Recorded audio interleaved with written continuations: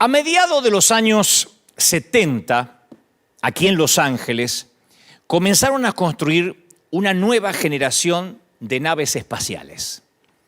Y la primera en ser lanzada fue el transbordador espacial Columbia, algunos deben recordar, la nave insignia de la nueva flota de la NASA.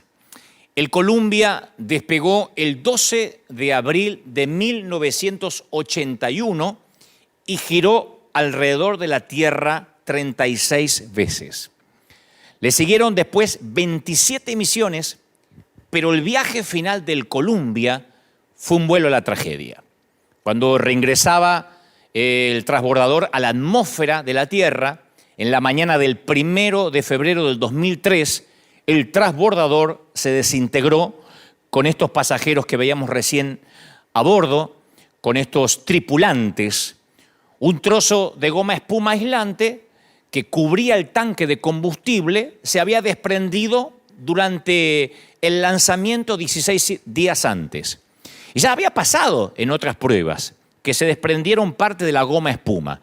Y entonces ahí, en esa parte donde se carga gasolina, ahí se formó un trozo de hielo que perforó una de las alas de la nave, lo cual obviamente ocasionó la catástrofe que mató a los 7 astronautas. Cuando ellos ingresaban de vuelta a la atmósfera, estaban a 60 kilómetros de altura y faltaba 15 minutos para terminar la misión. Los escombros cayeron a lo largo de la Tierra, a lo largo de todo lo que es Texas, parte de Luisiana, y varios años después, esto es lo que a mí me sorprendió, lo estaba leyendo durante esta semana, varios años después se emitió un reporte conmovedor acerca de la destrucción del Columbia que le costó la vida a estos 7 tripulantes que ustedes están viendo ahora. Cuando la misión estaba en progreso, cuando estaban haciendo las pruebas, los especialistas de la NASA que estudiaban el ala perforada se preguntaron si el daño era fatal. Y entonces el director del vuelo, John Harpole, dijo: ¿sabes? No hay nada que podamos hacer en cuanto al daño del sistema técnico de protección. Si se dañó, probablemente es mejor no saberlo. Creo que la tripulación preferiría no saberlo. Y él le dijo a los que estaban alrededor: ¿no sería mejor para ellos tener una misión feliz, un vuelo feliz y que no lo sepan? Prefirieron no decirle a la tripulación de que había un ala dañada y que podía terminar en una tragedia. Es preferible no decirles, no arruinarles la misión. Y la pregunta de Harpole era especulativa de algún modo, porque debían decirle a la tripulación si se determinaba que el daño significaba la posible muerte. Ellos concluyeron que el reingreso del Columbia sería seguro. Y a la tripulación se le entregó un reporte completo con la conclusión de la NASA, y nadie en la nave y nadie en la Tierra esperaba que el daño pudiera ser fatal. Así que ni la NASA ni la tripulación del Columbia supieron que la situación era un caso perdido antes de que la nave espacial se desintegrara. Y ustedes dicen: ¿y qué tiene que ver esto con lo que me compete a mí en lo espiritual? Cuando me interiorizaba de esto, yo pensaba que la pregunta hipotética hecha por John Harpole persiste hoy. ¿Qué harías si supieras que tu tripulación pudiera estar condenada a morir? ¿Estás a cargo de la tripulación o estás dirigiendo una misión espacial? ¿Le dirías a la tripulación, aunque esto, el saber que pueden morir, les causaría una angustia mental? ¿Se lo dirías para darle tiempo a despedirse, para que reflexionen sobre la vida y quizás para hacer las paces con Dios? ¿O si estuvieses a cargo de la tripulación, te quedarías callado para que no se den cuenta que viven sus horas finales? Esa es la pregunta. Si estás a cargo de una tripulación que ves que hay un defecto que puede causar la muerte, ¿dejarías que tengan un vuelo feliz, una misión feliz? ¿O les dirías: muchachos, hay posibilidad que esto salga mal, arreglen con Dios sus vidas, reflexionen, manden mensajes a sus seres queridos? Esa es la misión de la iglesia ahora, en este momento. Porque en cierta forma el dilema del Columbia se parece al que estamos teniendo en este momento. Cada persona está sujeta a la muerte repentina. Ninguno va a escapar. La diferencia es que todos lo sabemos y tenemos la oportunidad de prepararnos. Cuando llega la pandemia o cuando llegan estos momentos de crisis, vivimos una clase a veces a mí me sorprende porque es una clase de negación, como que confirmamos que nuestra vida diaria vamos a tenerla sin ningún cambio, sin ningún contratiempo, creemos que va a ser así, y sin embargo la vivimos como si tuviésemos garantía de seguridad que no son posibles en esta vida. O sea que vivimos como que tenemos la garantía de que vamos a ser eternos, como que no nos puede pasar nada. Y cuando de pronto nos sacude una pandemia o guerras o un terremoto o un huracán, nos empezamos a preguntar si nuestra vida está a cuenta con Dios. Esto no es nuevo. Lo que está pasando ahora, que es una suerte no estoy minimizando la pandemia, pero sí también hay una paranoia, un miedo, donde la gente corre a los mercados para quitar lo último que queda de papel higiénico, de insumos básicos, que no lo hubiésemos pensado hace una semana atrás. Esto no es nuevo. En el 2004, la gran tragedia fue el tsunami del Océano Índico que mató a 230.000 personas. 230.000. A mí me cuesta asimilar esa cantidad. En el 2005 tuvimos el huracán Katrina. ¿Y quién puede olvidar el 2010 y el 2011? El terremoto en Haití le costó la vida a otras 220.000 personas. 220.000 personas. También me cuesta asimilar a mí esa cantidad. 220.000. Comparen con las cifras que a diario aparecen de los que fallecen a causa del coronavirus. El tsunami de Japón por lo menos se llevó a 15.000. Ahora, no obstante, esos solamente son los acontecimientos climatológicos. En la Tierra todos los días hay demasiadas tragedias, demasiados accidentes de tránsito, demasiados pacientes con cáncer o enfermedades terminales que ni siquiera llevamos la cuenta. Y eso hace que uno se haga muchas preguntas respecto al carácter de Dios.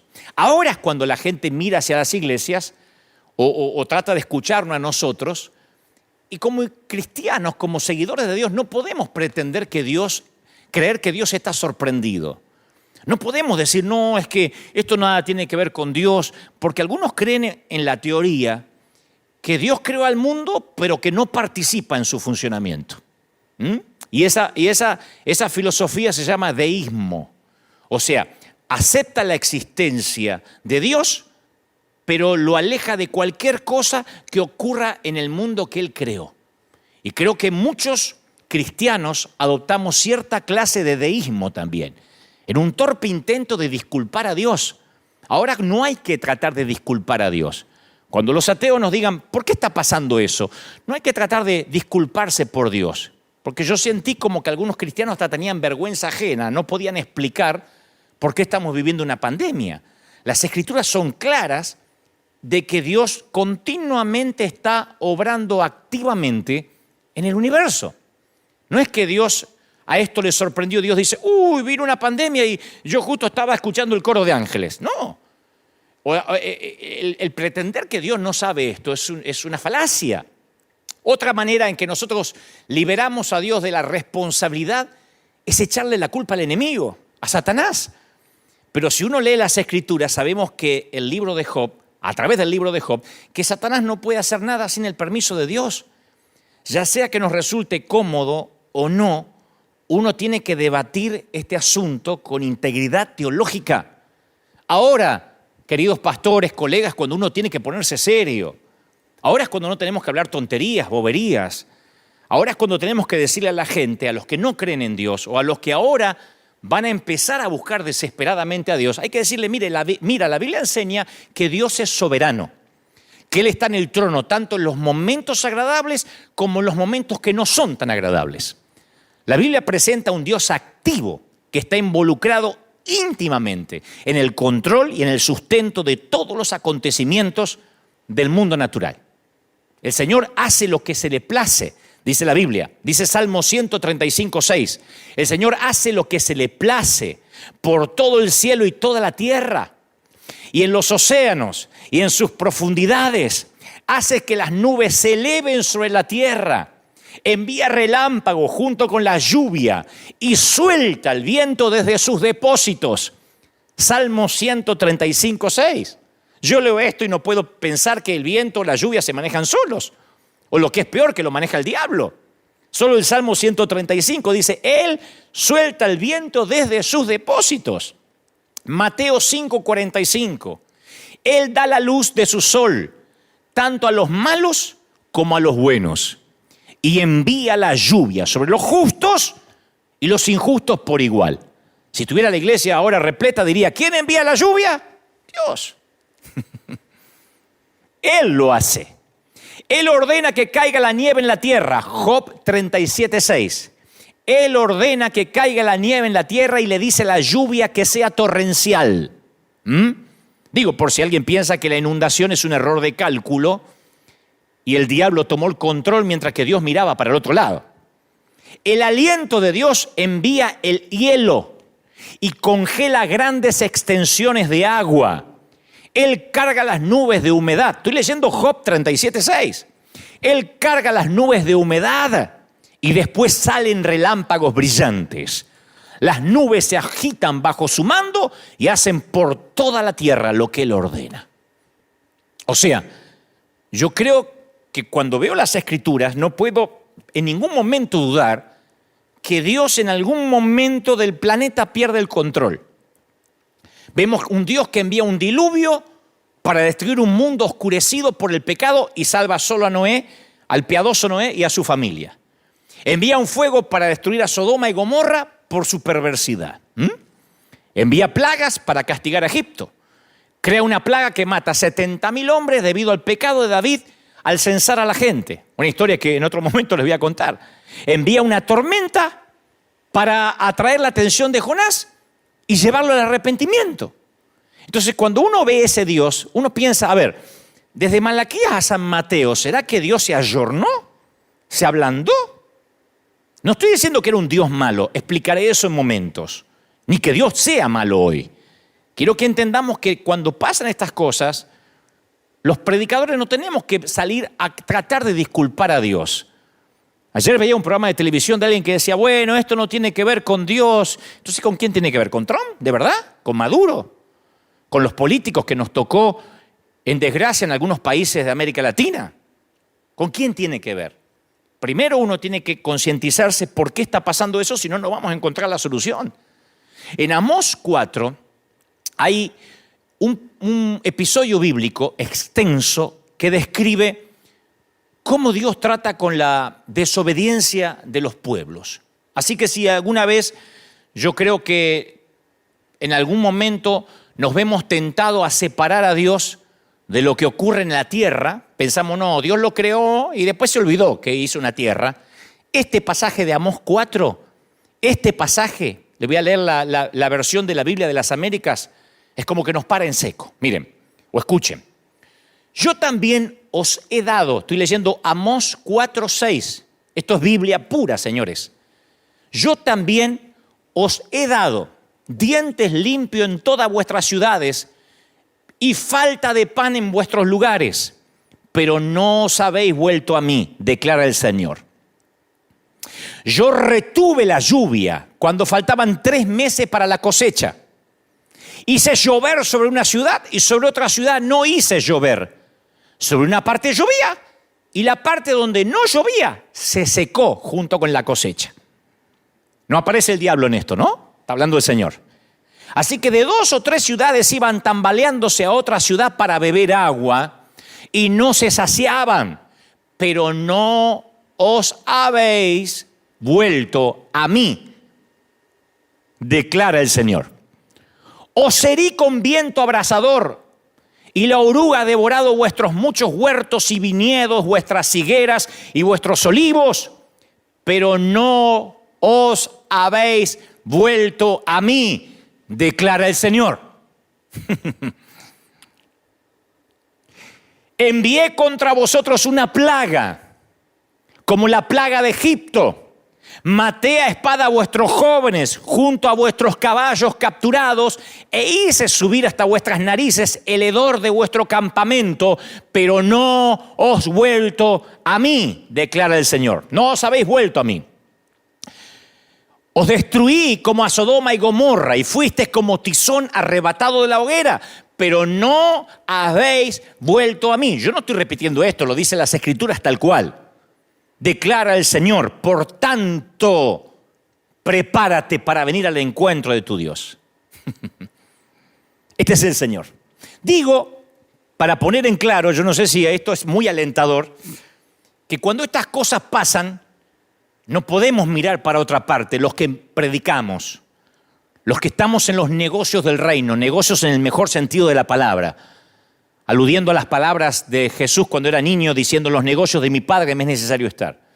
No podemos decir, esto no tiene nada que ver con la iglesia, esto es algo inesperado, porque yo vi que muchos ministros se han quedado callados y no han sabido qué responder, porque tal vez quiero pretender de que olvidaron de que el Señor está al control de todo. La pregunta es, entonces, ¿Dios es bueno? Esa es la pregunta. ¿Dios sigue siendo bueno?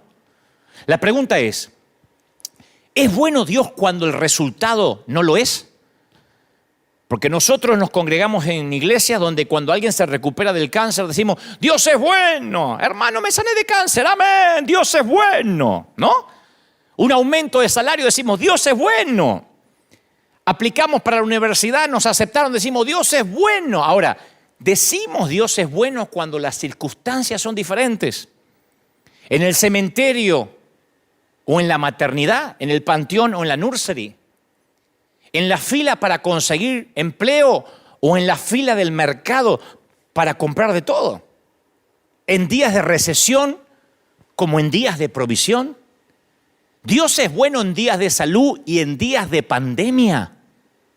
Lo diré otra vez. Dios es bueno en días de recesión y en días de abundancia, en días de tierra fructificada, en días de salud y en días de pandemia. Porque a veces sentimos, y esto creo que tiene que ver, esto es una autocrítica a los que predicamos, le hacemos creer a la gente que Dios tiene una suerte de trato unilateral. Unilateral porque Dios no lo firmó, lo firmamos nosotros solos. Es una metáfora, ¿no es cierto? A veces uno viene al camino del Señor y la mayoría creemos que tenemos un acuerdo contractual con Dios, ¿no? Nos hacen creer eso, le hacemos a veces inconscientemente creer eso a la gente. Promete ser una persona decente, promete ser bueno, traer tus diezmos y entonces Dios salvará a tu hijo, sanará a tu esposa, cuidará tu trabajo. Pero ese siempre fue el evangelio del multinivel. Porque el Señor también dijo: en el mundo tendréis aflicción. Entonces, cuando uno le dice: pase al altar para que la vida te vaya bien, la vida de este lado de la eternidad, ahora que hay una pandemia, ese evangelio se desmorona. Ahora es cuando muchos que predican empoderamiento no saben qué decir. Porque la gente dice: usted me vendió un multinivel, esto era como un shampoo Ceramidas. Esto era como un multinivel donde yo venía y cada vez estaba más alto en la pirámide. Ese es el evangelio del multinivel que ahora enmudece a algunos mensajeros.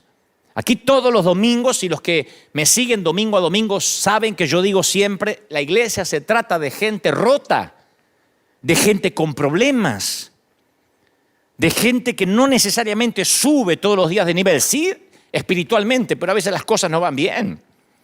Porque a veces Dios no satisface nuestras expectativas y quedamos girando en un torbellino de preguntas, de dudas.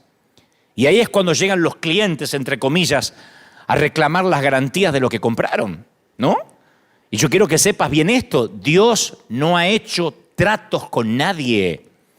Dios envió a su Hijo para darnos vida eterna y después prometió que es muy probable que aquí tengas aflicción, que vas a escuchar de guerra, de rumores de guerra, de pestilencia. Sí hay promesas de que ninguna plaga tocará tu morada, pero a mí me toca orar por sanidad, gente que se sana en el nombre del Señor, y también sepultar a otra gente piadosa.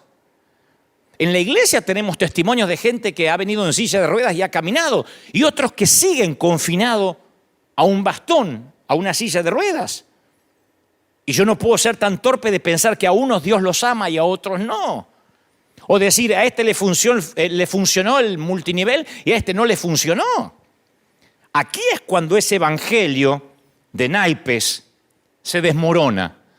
Porque claro, encendemos CNN, las noticias, y todo el mundo nos dice que cada vez está peor, que la curva de peligro cada vez sube, que si todo el mundo se enferma va a haber 6 o 7 enfermos por cada cama de hospital, y la iglesia se queda sin respuesta, pero no toda la iglesia. Se queda sin respuesta la iglesia del multinivel. La iglesia que le dice a la gente, usted no va a tener problemas ni se va a enfermar. Porque Dios no permite las enfermedades. Pero Dios, voy a las Escrituras y me dice que sí. A veces es la forma en que Dios llama la atención. Cuando los demonios rogaron a Jesús que los enviara a un hato de puercos, ¿se acuerdan del endemoniado gadareno? Él les dio permiso, dice Mateo 5:12. Él les dio permiso. O sea que Dios da permiso para que sucedan determinadas cosas. Él permite que la tierra se seque y que los tallos a veces crezcan desnudos. Lo leímos recién en Amós. Él le permite al enemigo que se desate el caos en ciertas ocasiones, pero no permite que triunfe. No permite que triunfe. Estas son terribles calamidades, productos de un planeta Tierra caído. Y por el contrario, cada mensaje en la Biblia, en especial la historia de José, ustedes deben recordar José que fue vendido por sus hermanos y que llega a Egipto y luego le dice a sus hermanos, miren, todo lo que ustedes hicieron, Dios lo transformó, lo trastornó para bien. Cuando uno ve la historia de José, nos lleva a creer que Dios mezcla algunos ingredientes y de alguna forma saca algo bueno de todos esos ingredientes. Ese fue el mensaje de Jesús. Cuando sus seguidores divisaron a un ciego a la orilla del camino, le pidieron a Jesús una explicación, como ahora la gente está pidiendo una explicación. Le dijeron, ¿por qué está ciego? ¿Estaría enojado Dios? ¿De quién era la culpa? ¿De quién había pecado? ¿Sus padres o él? Y la respuesta de Jesús ofreció una opción superior. Él dijo, el hombre quedó ciego para que las obras de Dios se manifiesten en él. Juan 9:3. Para que las obras de Dios se manifiesten en él. No pecó ni este ni los padres. Lo que está ocurriendo es para que Dios manifieste su poder. Porque si Dios llegamos a la conclusión que no está a cargo de los desastres del mundo, ¿cómo entonces vamos a decir que dependemos de Él, que Dios está al control de nuestra vida y de nuestro futuro? O sea, ¿de verdad estamos predicando un Dios que se ocupa de mi uña encarnada, que se ocupa de los divorcios, que se ocupa de la mamá que perdió a su hijo, pero no se ocupa de los desastres climáticos o de las pandemias? O Dios está involucrado en todas las funciones del mundo o no está involucrado en ninguna. Pero no es un Dios que algunas cosas se le escapan y otras cosas sí las tiene en cuenta. Tampoco es verdad que yo sé que hay gente que dice, bueno, pero a lo mejor esto es el otro día escuché que alguien dijo, a lo mejor esto tiene que ver con una represalia de Dios contra alguien. Porque ahora es cuando surgen las teorías conspirativas, ¿no? Yo escuchaba estos días, no, que esto es un virus, que me parece que lo hicieron en un laboratorio y lo soltaron. No nos consta, siempre han surgido estas conspiraciones, no nos consta. Nadie tiene pruebas para decir eso. Sea eso, haya nacido en China, comiendo animales salvajes, siempre surgen las teorías conspirativas. Pero a mí lo que más me llama la atención en nuestro ámbito de los que creemos en Dios son los profetas con el periódico de ayer. Porque el profeta con el periódico de ayer pasó esto y por eso doy esta profecía hoy. Cualquiera es profeta con el diario de ayer. Entonces, no es cierto decir que cada desastre particular es un juicio porque alguien metió la pata. Después del 9/11, después del 11 de septiembre, algunas personas decían que el desastre había sido juicio de Dios sobre los Estados Unidos por culpa de sus políticas. Porque siempre cuando uno encuentra un culpable es como que nos da un alivio a todos. Hay gente que piensa que lo que sucede es culpa de algo que se cometió en el contexto inmediato del desastre. Y en el Evangelio de Lucas, Jesús advirtió sobre estos profetas con el periódico de ayer. Resulta que Pilato había asesinado a unos galileos, sumado a que otros habían muerto cuando una torre se derrumbó en Siloé. Y entonces cuando le preguntaron a Jesús sobre eso, porque le preguntaron por qué había ocurrido eso, por qué se había derrumbado una torre y por qué había ocurrido esas tragedias, Jesús dijo, ¿Piensan que esos galileos eran peores pecadores que todas las demás personas de Galilea? Y que por eso sufrieron. De ninguna manera. Ustedes también van a perecer a menos que se arrepientan de sus pecados y vuelvan a Dios. Eso me fascina. Porque el Señor dice, ¿creen que esos 18 que murieron cuando la torre de Siloé se les cayó encima eran peores pecadores que el resto de los que sobrevivieron en Jerusalén? No. A menos que ustedes se arrepientan, también van a perecer. La historia está en Lucas 13:2. Se había caído una torre y dijeron, murieron porque estaban en pecado. No. ¿Murieron las víctimas porque eran más pecadoras que las sobrevivientes? No. Todos vamos a morir si no nos arrepentimos. En otras palabras, el mayor desastre natural de todos ocurrió en el huerto del Edén. Esto es el daño colateral. El mayor desastre, la pandemia, comenzó en el huerto del Edén. Por eso yo titulé este mensaje Pandemia, el daño colateral. Porque la caída nos hizo a todos víctimas. Aquí en River casi todos tienen algo en común. Hoy no están, pero están en sus hogares, ahí frente a la tele. Aquí nos hermana, no quiero decir nos unifica porque suena a uniformidad, pero nos aúna, que todos hemos llegado a Cristo a través de alguna experiencia difícil.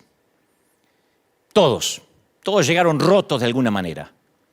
No hay aquí gente que dice, la verdad que yo no necesitaba al Señor, pero vine a ver qué onda. Por lo menos River.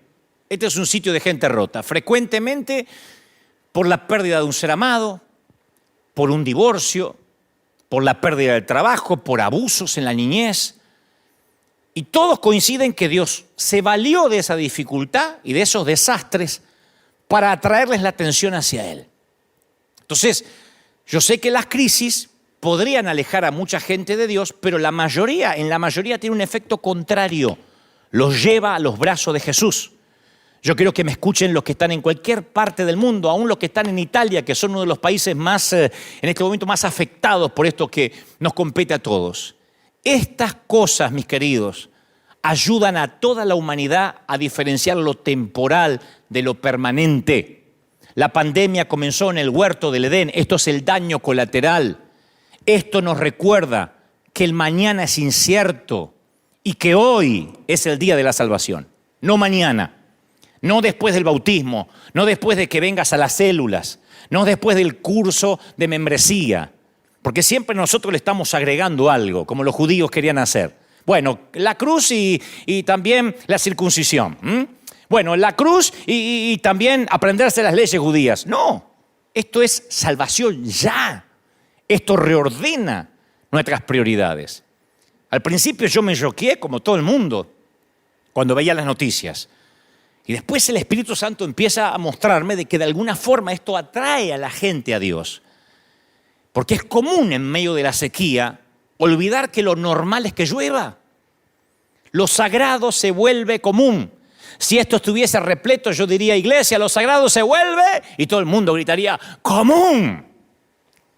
Porque he dicho eso hace 10 años. Es muy normal que cuando el médico nos da las malas noticias, olvidemos que la mayoría del tiempo solemos tener buena salud.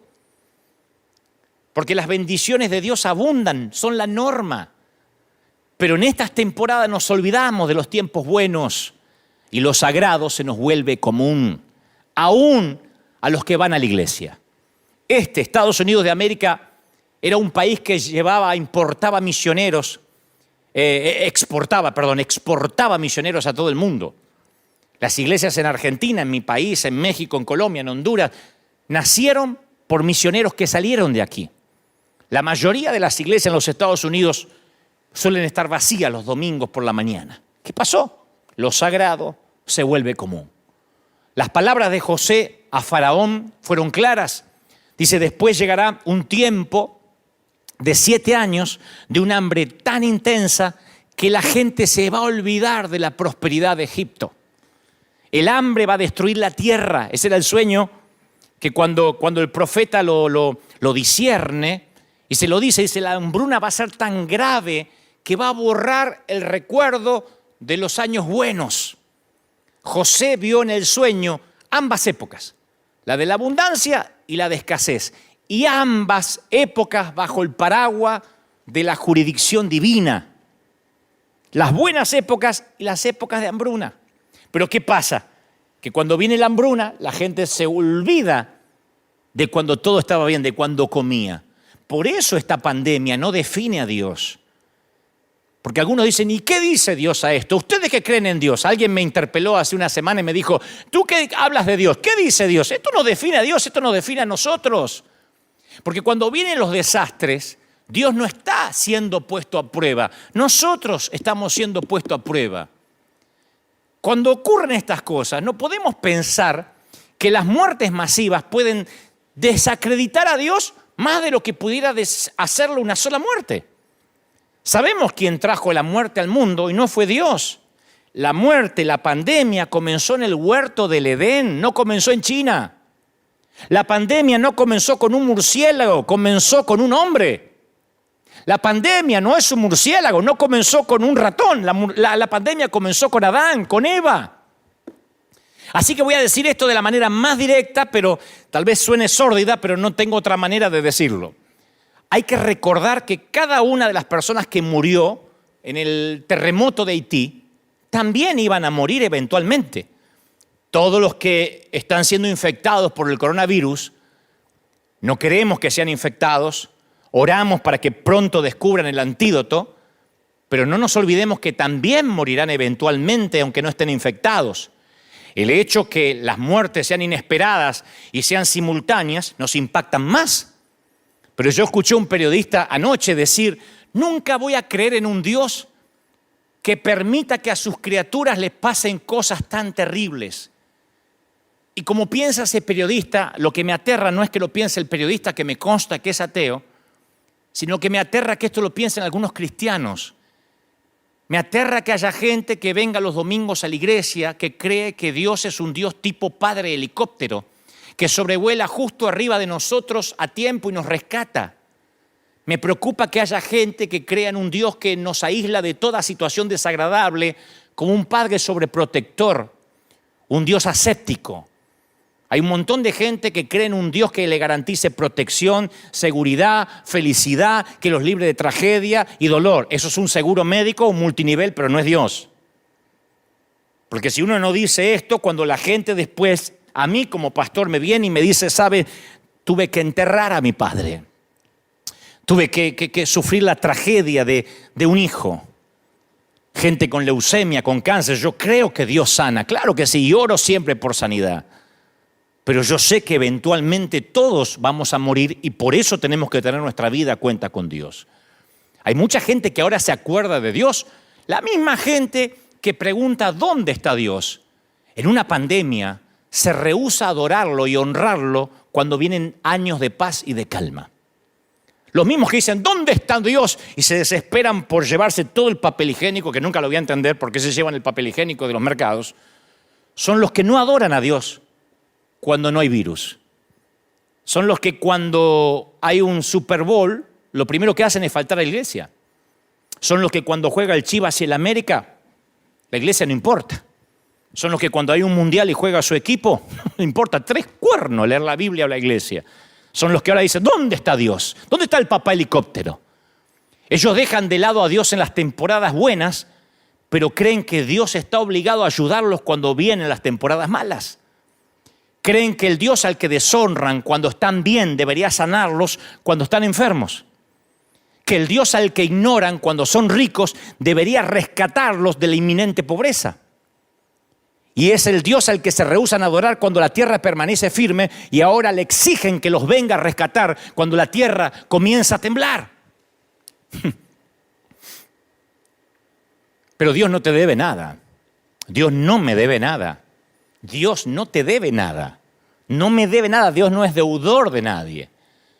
Antes de que acusemos a Dios por su despreocupación, hay que agradecerle por los tiempos que nos cuidó. Siempre le digo a la iglesia, la salud, el tener pulmones. Si desayunaste esta mañana, si esta mañana desayunaste, tiene mucho más que mucha gran parte de la humanidad. Ni te digo si además tienes planificado almorzar. Y si puedes darte una ducha diaria, no sabes lo que tienes. Y no hay que irse a Uganda, a Somalia, hay que pensar nada más en nuestros hermanos de Venezuela. o en algunos hermanos de Cuba. Si tienes pulmones, si pudiste ahora levantarte y tienes un sillón o una silla donde ver este mensaje, tienes mucho más que muchos que hoy no tendrán donde sentarse ni donde dormir.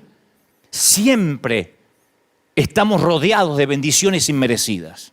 Dios nos bendice hasta con su silencio. Y cuando de pronto ocurren estas cosas, ¿dónde está Dios? Es el mismo Dios que pedimos y exigimos que nos rescate y que no nos acordamos nunca. Por eso esto va a hacer que las naciones se vuelvan a Dios. Cuando el fútbol se acaba, cuando la liga se suspende, cuando la Champions League tienen que detener los partidos, cuando no hay boxeo, cuando no hay NBA, cuando viene la crisis, la gente no le queda otra que levantar los ojos al cielo. Todo empieza a cobrar sentido. Cuando las crisis ocurren, a veces nos creemos tentados a creer que los propósitos de Dios se han frustrado. Bueno, esta vez le salió mal a Dios, como si fuera el Barça y el Real Madrid. A veces gana Dios y a veces gana el diablo. No. Dice el Señor, yo soy tu Dios, yo soy Dios y no hay como yo. Yo puedo predecir el futuro antes que suceda. Todos mis planes se cumplirán. Yo hago lo que deseo, dice Isaías 46:9. Entonces nuestra visión es demasiado limitada para percibir cualquier significado final de esto ahora. Sería una utopía que yo dijera, les voy a dar el significado porque esto ocurre. No, yo puedo decir como Pablo, todas las cosas ayudan, cooperan para el bien de aquellos que lo aman y son llamados según su propósito. Romanos 8:28. La clave está en el orden de las palabras en el idioma original. Sabemos que a todos los que aman a Dios, dice el texto griego, Él está obrando. Pablo dice, todas las cosas cooperan. Y tú estás diciendo, ¿me estás diciendo que la pandemia coopera? Sí. En la expresión de la palabra griega se transmite o se traduce como sumergeo, de la que sale la palabra sinergia. La sinergia es el funcionamiento conjunto de varios elementos para producir un efecto mayor. Hay un famoso escritor que yo admiro mucho, que él comparó la vida con el funcionamiento complicado a veces de una maquinaria industrial, y él decía, en todo edificio, en toda fábrica hay ruedas, engranajes, cigüeñales, poleas, correas ajustadas, flojas. Algunas giran velozmente, otras lentamente. Algunas se impulsan para adelante, otras para atrás. Algunas son suaves, otras son ásperas, ruidosas, golpean, rechinan, suenan. Es una confusión de caos, ¿no? Se elevan, impulsan, accionan, pero hacen su trabajo. Y desde la palanca más poderosa en una fábrica industrial hasta el engranaje más pequeño, todas las cosas se mueven juntas para un propósito. Y detrás del funcionamiento hay una mente que controla, una fuerza que dirige, una mano que guía. Y así funcionan todas las cosas para los amados de Dios. Algunas cosas son dolorosas cuando uno las mira en el noticiero. Parecía que algunas cosas están trabando nuestra vida y algunas parece que hasta nos hacen retroceder. Pero dice la Biblia, obran juntas y para bien. Todos los anhelos frustrados, las contradicciones, esas cosas que no entendemos. Yo siempre le digo a la iglesia, aún las muertes, las temporadas en el hospital, en la sala de cuidados intensivos, el caminar por el césped, recién cortado de un panteón, todo eso. Hay cosas que Dios sostiene, otras las apresura, otras las retarda, las detiene, las pone en marcha, las guía. Esa es la mano de nuestro Padre. Él es el que revuelve la mezcla y toda la naturaleza está bajo su control. Todas las cosas cooperan. Y como digo siempre, el final redime una historia plagada de drama. Y si la respuesta de Dios a esto que pasa requiriese más megabytes de los que tiene nuestra pobre mente, y si no estamos entendiendo, porque Dios de alguna forma esto lo va a trastornar para bien, Pablo dice, porque esta leve tribulación momentánea produce en nosotros un cada vez más excelente y eterno peso de gloria, le escribe a los Corintios. Yo sé que lo que venga le va a dar significado a lo que está ocurriendo ahora. El pronóstico es temporadas buenas, temporadas malas. Salomón dividió la vida en 28 temporadas. Y Dios está en todos los días, en todas las temporadas, Él es el Señor de las hambrunas y de las fiestas. Entonces yo sé que están preguntándome, entonces, ¿qué hacemos, pastor? Porque nuestra gente siempre me dice, dinos qué hacer. ¿Qué hacemos la iglesia? Bueno, en primer lugar, yo creo que esto nos devuelve la sensibilidad. Nos recuerda que el evangelio no es para andar empoderándose y para repetir frases. A mí siempre me enfermó el repetir frasecitas como si uno viniera a escuchar a un coach, a alguien que te hace vivir mejor. Esto nos enseña que el evangelio se trata de almas perdidas. Nos enseña a ser sensibles con lo que sufren. Porque a veces cuando uno ve gente sufrir, uno quiere enseguida llevarle una respuesta y a veces el silencio, el estar al lado es el ministerio más poderoso. ¿Qué necesita una viuda?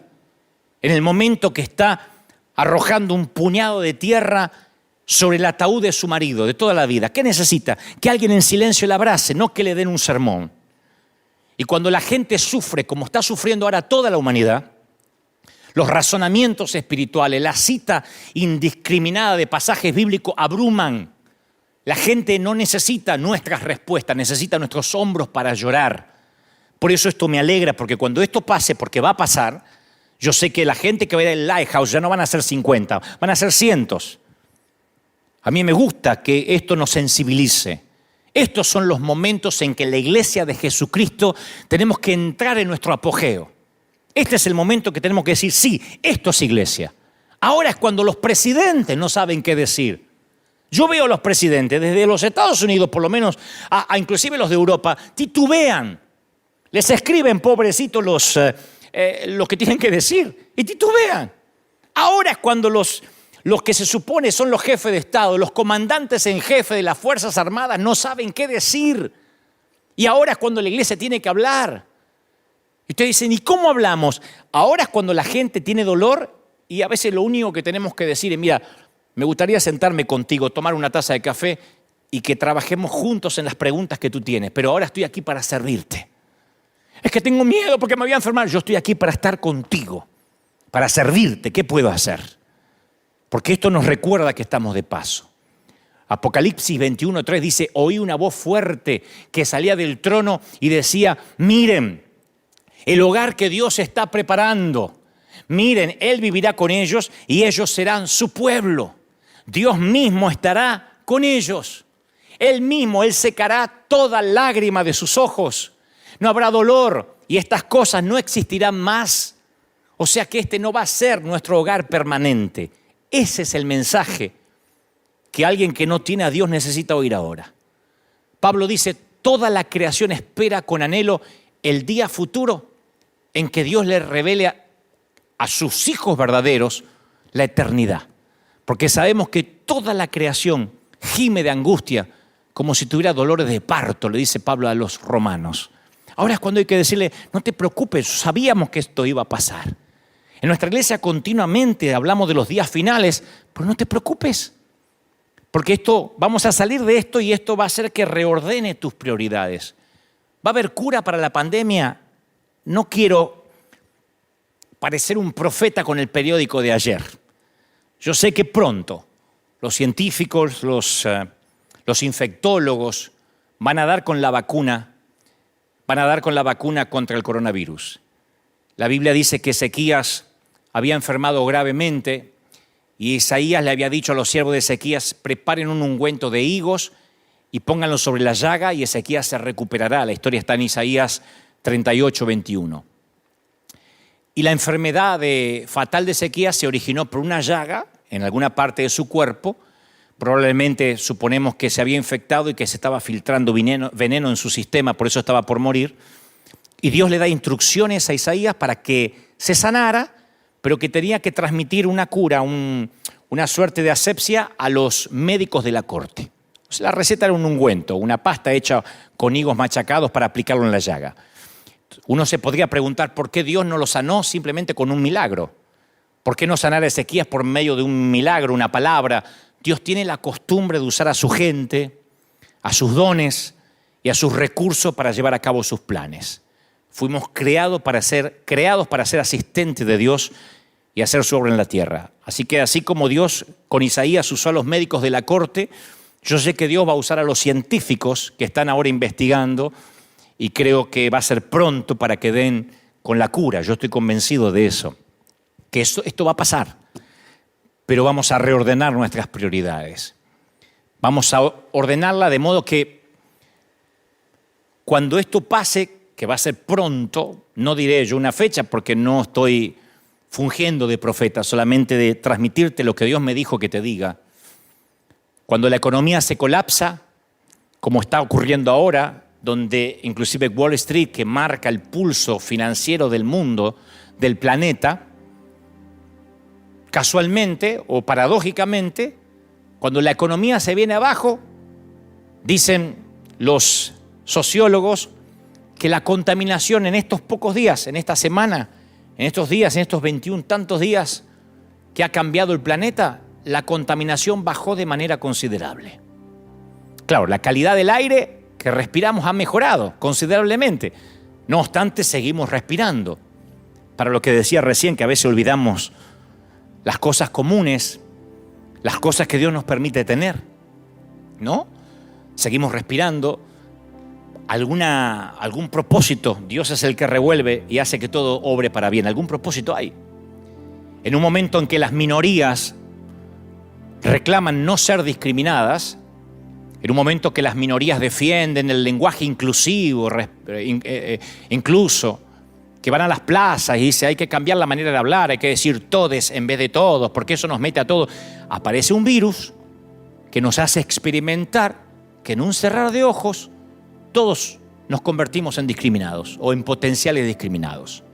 No solo las minorías sexuales, las minorías religiosas, las minorías étnicas, todos. Todos podemos ser potenciales enfermos.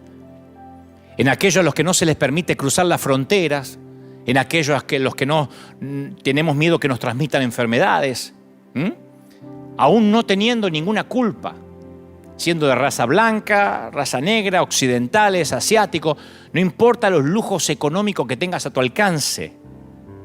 Estos diluvios, estas crisis, nos hace ver a todos iguales. De pronto todos somos mortales.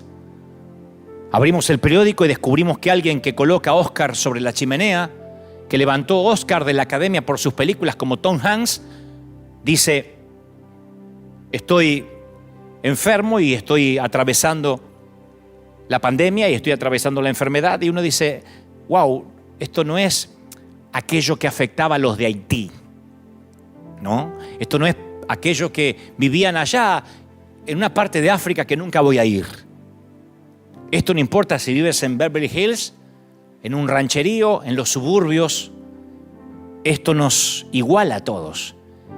En una sociedad que se basa en la productividad y el consumo y en la que todos corremos 24 horas al día sin descanso, atrás de no sé qué, sin pausa, de repente, ¡paf!, se nos impone un stop forzado. Quietecitos en casa, día tras día.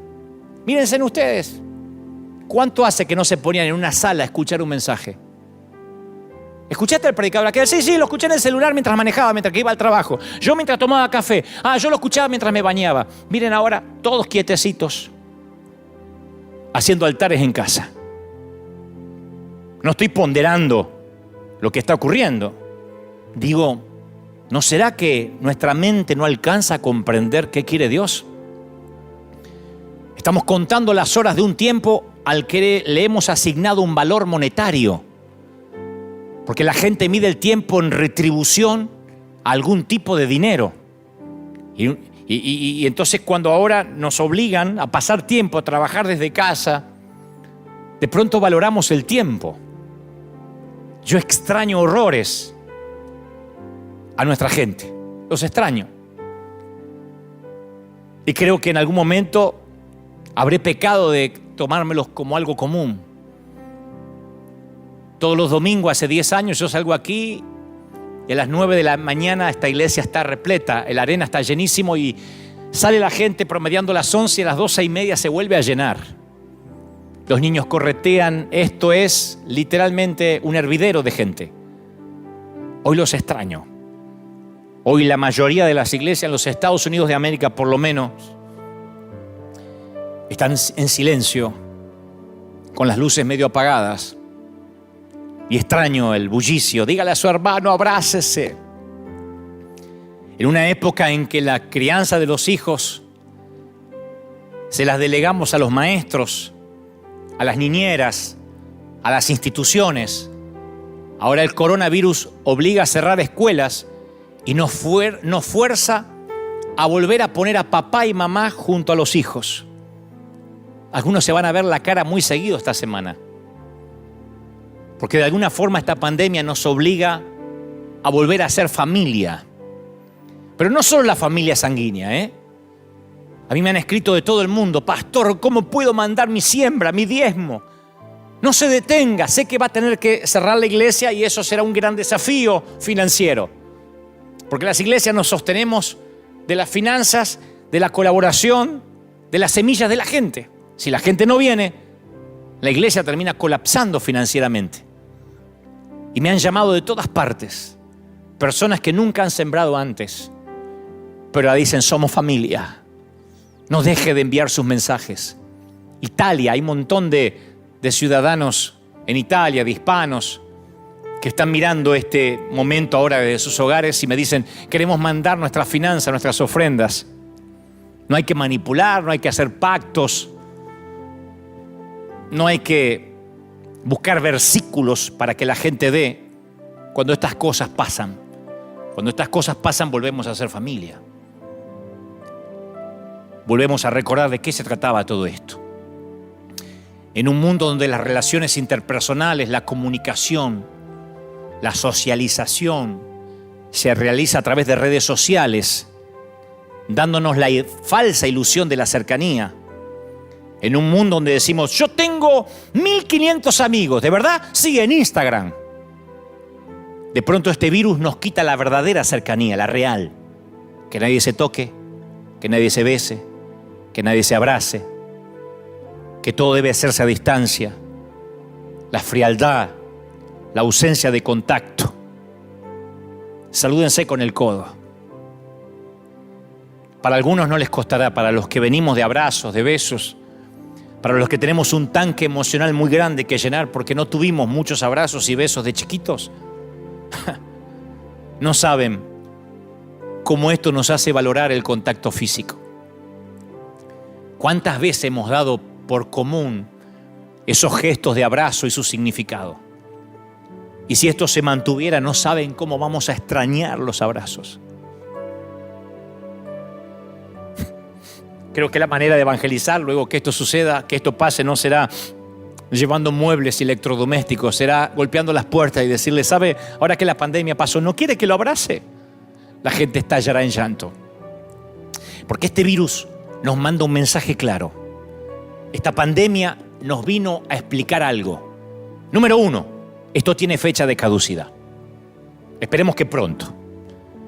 Pero nos da una enseñanza para el mundo y para la iglesia. Tu dolor no va a durar para siempre. El coronavirus no va a quedarse a vivir para siempre, pero tú sí. Tú vas a vivir para siempre, aquí, en el cielo o en el infierno. Las aflicciones del tiempo presente no son comparados con la gloria venidera, le dice Pablo a los romanos. Entonces la pregunta hipotética del director de la NASA o de aquella misión del Columbia, John Halport, aún persiste. ¿Qué harías si tu tripulación está condenada a morir? ¿Se lo dirías? ¿Qué le digo al mundo? Ahora estoy en un estadio. Creo que hoy debo tener más gente escuchando este mensaje que en el mayor estadio que jamás estuve, que en River Plate o que en el Obelisco de Buenos Aires. Ahora estoy hablándole a todo un estadio, millones, miles. Los que ahora están viendo en vivo y a los que seguirán viendo este video cuando quede en una cápsula en las redes. ¿Qué les digo? ¿Que hay peligro de muerte aunque eso les ocasione una angustia? ¿O les digo que todos podemos morir? ¿Con el coronavirus o de ancianos? ¿Con una pandemia, una gripe o resbalando en la bañera y rompiéndote la nuca?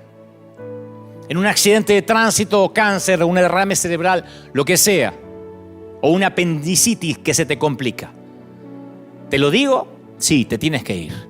Tú y yo nos iremos. Entonces te voy a dar tiempo para que reflexiones sobre la vida y fundamentalmente para que hagas las paces con Dios. No puedes quedarte callado mientras que la gente vive sus horas finales. Esa hoy es la misión de la iglesia. Yo entendí la misión de la iglesia esta semana. Dije, esta es la misión de River. Porque con o sin pandemia tendrás que descender de este avión llamado vida. Y ahora en la sala de un hospital, en cuarentena, haciéndote la prueba del virus, o eventualmente en unos años de abuelito o de abuelita, eventualmente te irás. Porque tu nave tiene un desperfecto. Tienes un ala rota como el Columbia. Y mi deber es decirte que el paracaídas que te estoy entregando no es para hacerte el viaje más cómodo.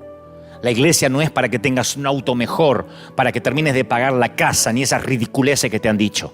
Esto no es un multinivel, la iglesia no es para empoderarte. Esto te va a salvar la vida eterna. Y tal vez haya habido falta, tal vez tuvo que haber pasado esto para que la iglesia reaccione y dejemos de discutir por la sana doctrina. Dejemos de fijarse qué mujer tiene la falda más corta que la otra. Dejemos de esgrimir o debatir estupideces. Porque la gente no tiene problema con Dios. Van a ver ustedes que después de esto las iglesias se van a llenar. La gente no tiene problemas con Dios. Después del 9/11 ocurrió eso y va a volver a ocurrir ahora. Se llenarán las iglesias católicas, las iglesias protestantes, las evangélicas y nosotros tendremos un tercero y un cuarto servicio. La gente no tiene problema con Dios. Tiene problemas con nosotros, sus mensajeros. Que le hemos dicho que no tendrían aflicción, que no se enfermarían. Le hemos dicho que le hemos dado decretos proféticos absurdos. Y tal vez haya habido falta una pandemia para que la iglesia deje de ser conocida por todo aquello a lo que se opone y empiece a ser conocida por todo aquello de lo que propone. Tal vez esto suceda para que muchos dejen de ser parásitos de las redes y salgan a predicar la vida eterna, la verdad de la vida eterna. Tal vez esto nos haga reflexionar y en lugar de estar viendo qué predica aquel, qué predica el otro, y si el otro es un falso profeta y editando videitos de YouTube, esto tal vez nos saque a las calles, porque si nos cierran las puertas de las iglesias, la iglesia tendrá que salir a las calles. Nos encanta el Pentecostés y quedarnos los 120 santos en el aposento alto. Pero si Dios no permite la peor persecución de la historia, ellos no irán a las 4 esquinas del mundo antiguo a llevar el avivamiento. Siempre ha ocurrido así. Muéstrame una gran crisis y yo te mostraré una iglesia que se aviva. Una iglesia que entiende que esto se trata de almas, de gente. Es casi seguro que esto quizás haya pasado para que la iglesia reaccione y no tanto para que los ateos reaccionen. El mundo clama a gritos la manifestación de los hijos de Dios. Y por ahora, por el momento, algunos se nos ha obligado a cerrar nuestros auditorios, aunque sea por una semana. Y yo no estoy dispuesto a esperar que también me obliguen a cerrar la boca para siempre. Nos pueden cerrar los auditorios por una cuestión de higiene, de asepsia, pero no nos cerrarán la boca. Ahora es cuando la iglesia tiene que salir. Ahora es cuando la iglesia tiene que vivir su mayor apogeo. Ahora es cuando la iglesia tiene que predicar. Sí, Dios está detrás de todo esto. ¿Dios es malo? No, Dios sigue estando en su trono.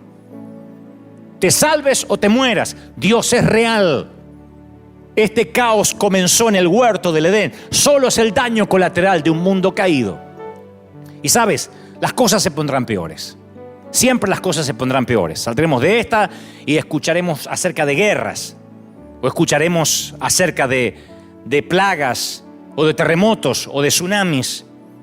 La Biblia dice que cuando estas cosas sucedan, levantemos nuestros ojos al cielo y sepamos que todo esto estaba dicho y que se está cumpliendo y que el Señor está a las puertas.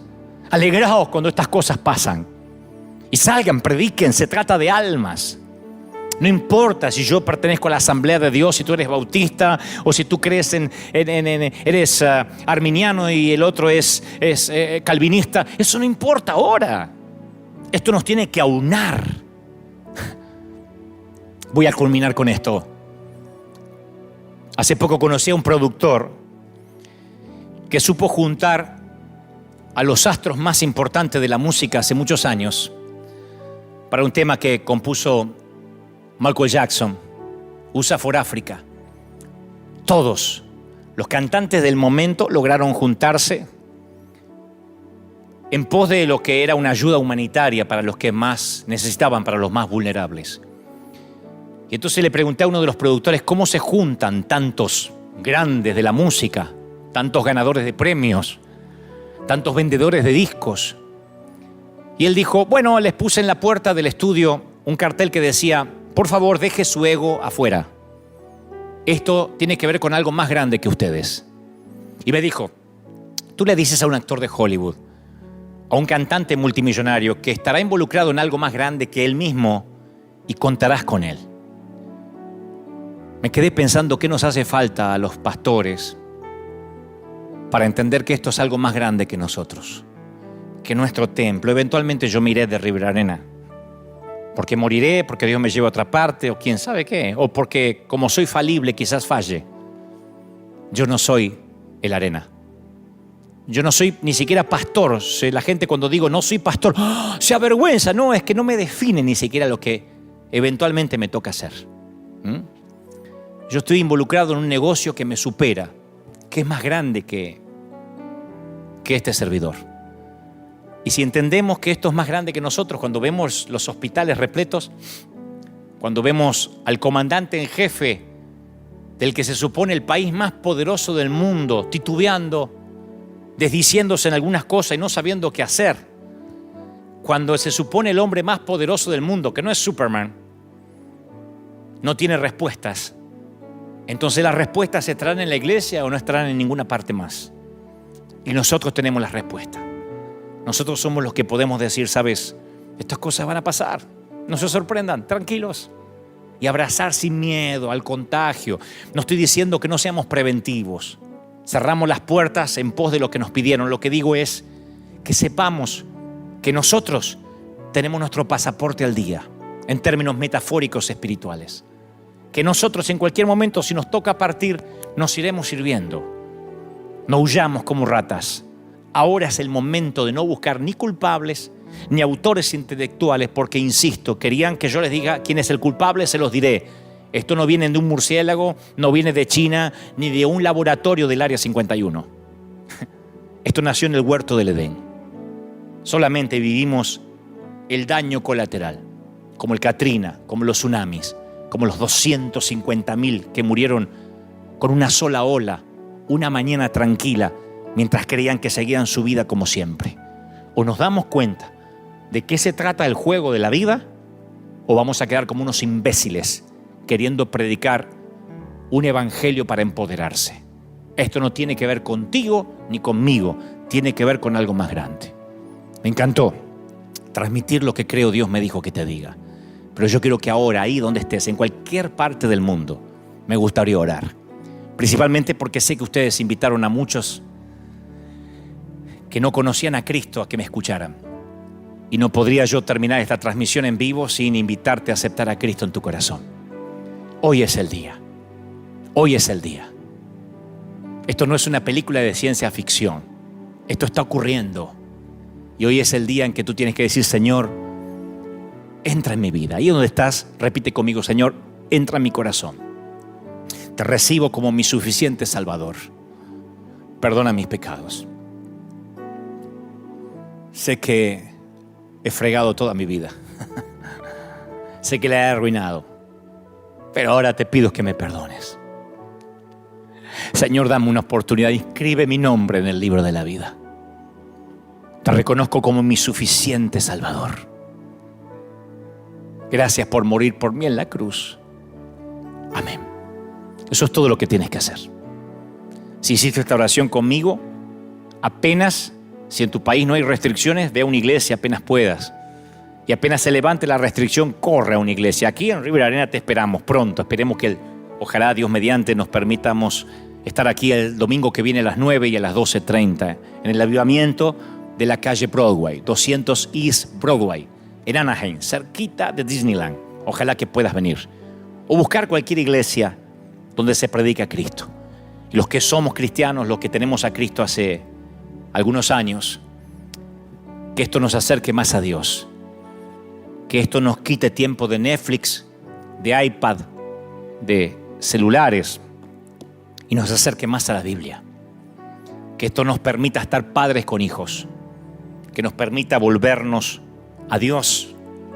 Como esas madrugadas que con una guitarra, una jarra de café decían, voy a buscar a Dios. ¿Se acuerdan? Cuando no corríamos. ¿Se acuerdan cuando no era importante los likes que nos ponían a la foto que subíamos? ¿Se acuerdan cuando no estábamos ocupados en sacar una foto así con la pareja para mostrarle al mundo cuánto nos amamos? ¿Se acuerdan cuando la vida era tuya y de Dios?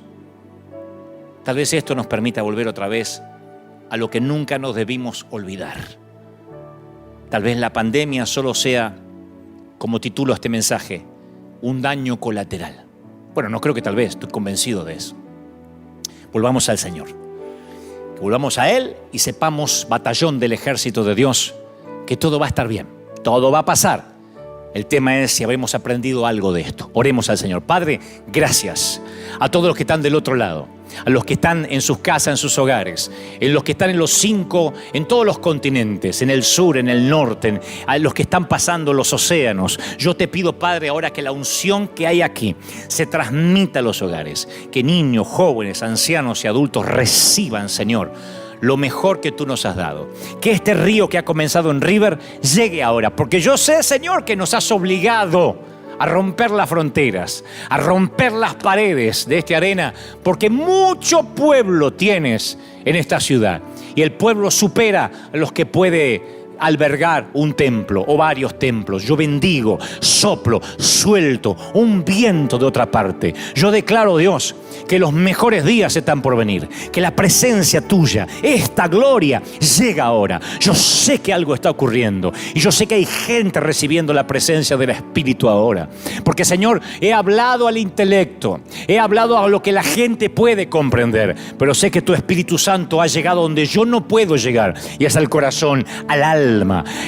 Yo sé que no puedo llegar quirúrgicamente ahí, pero el Espíritu Santo ha operado en este momento. A los que están mirando en vivo, a los que están viendo este video luego que quede grabado, yo te ruego que la unción no cambie y que desde todos los sitios, desde todos los puntos donde nos estén mirando, sientan ahora una convicción de volver a Dios. Se vaya el miedo, se vaya la paranoia, se vaya el temor, porque ningún arma forjada contra un hijo de Dios prosperará, porque ninguna plaga tocará nuestra morada. Y si así ocurriera, ¿dónde está muerte tu aguijón? ¿Y dónde, oh sepulcro, tu victoria? Dijo el apóstol. Yo lo declaro, yo lo creo, yo bendigo a los que están del otro lado en el nombre del Padre, del Hijo y del Espíritu Santo. Te bendigo en todas las áreas.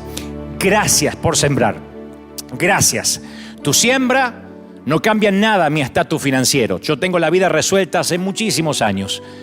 Siempre fui rico, solo que tuve muchos años sin dinero. Porque rico no es el que más tiene, sino el que menos necesita, decía el compatriota Facundo Cabral.